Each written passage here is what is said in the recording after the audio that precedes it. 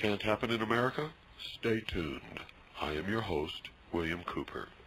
It's May 6, 1992. This is my birthday, folks, and I'm going to do a show tonight that I don't want to do, but it's got to be done by somebody, and I'm the one that's going to do it.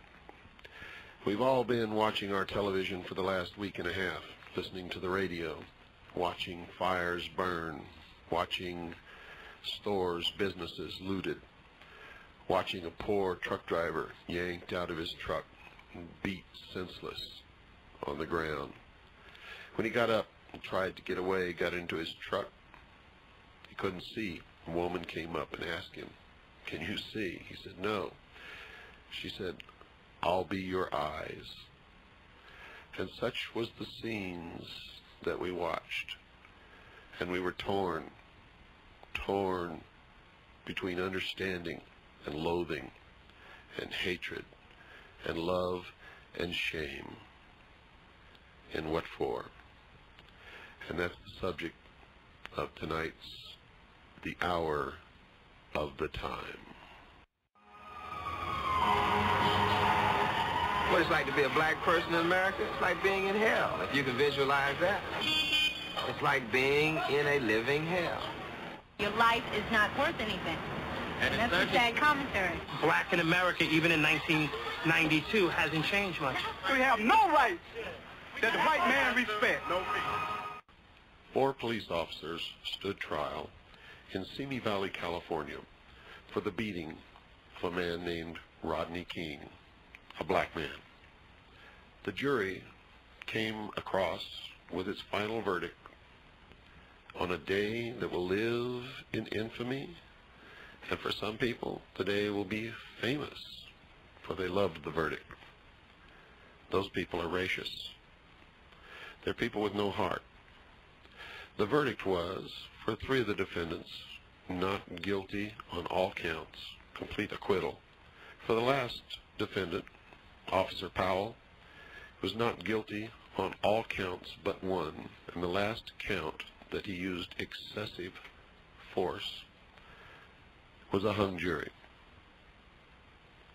An incredible verdict in light of the fact that the entire nation and the world had been viewing an amateur videotape that had been taken on the scene, which showed over 50 blows. I believe the correct number was 56 blows in 80 seconds to a man who was lying on the ground, who had no weapon, who posed no threat, who did not attack anyone during this time. But nevertheless, 56 blows from clubs, what the officers called batons. That's a polite name for a club, a stick.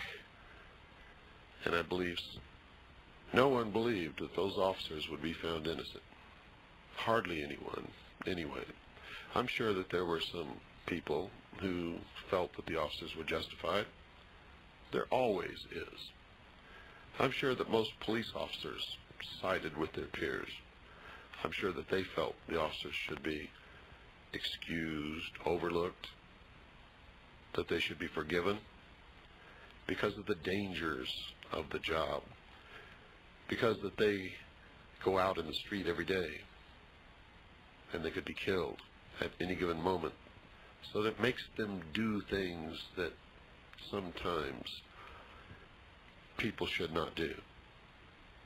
Is that justified? Should people think that way?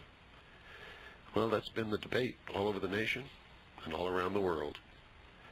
And in the main, I have to say that argument has lost.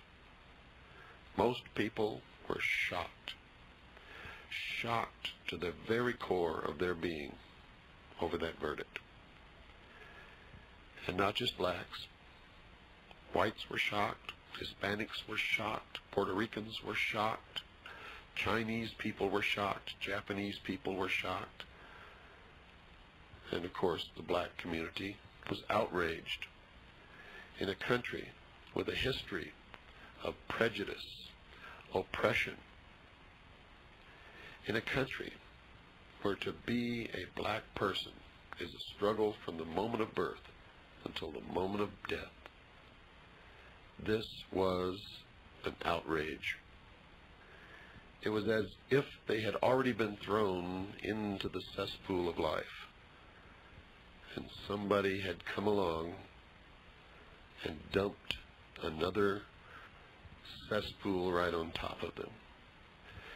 It took all the hope away from these people. At least that's what they tell me. And I have to tell you, it took some hope away from me, because I've been predicting this for a long, long time. In fact, I'm going to give you now a speech that I delivered in New York City on April the 26th, 1992, just a few days before this incident took place. The incident that resulted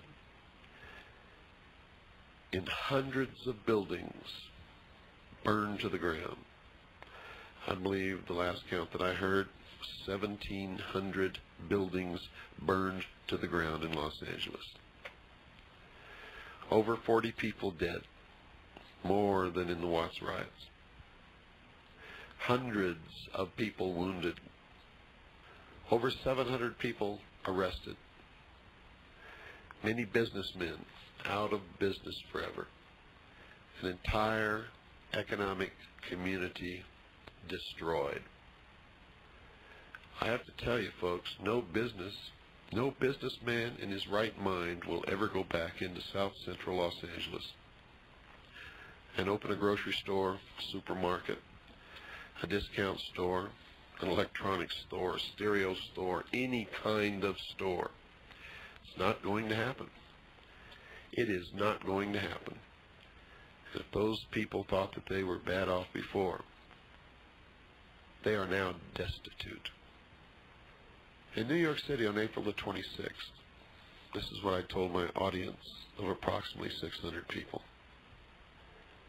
I asked them to close their eyes, and on their eyelids to draw a map of the United States and all of its possessions. And on that map, place a dot for every city and town in this great nation of ours. Every city and town. Put a dot there.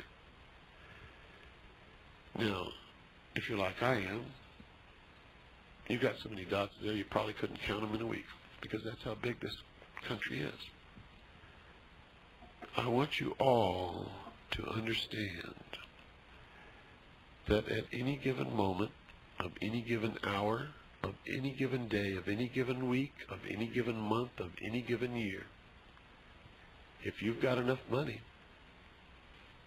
in every single one of those towns or cities,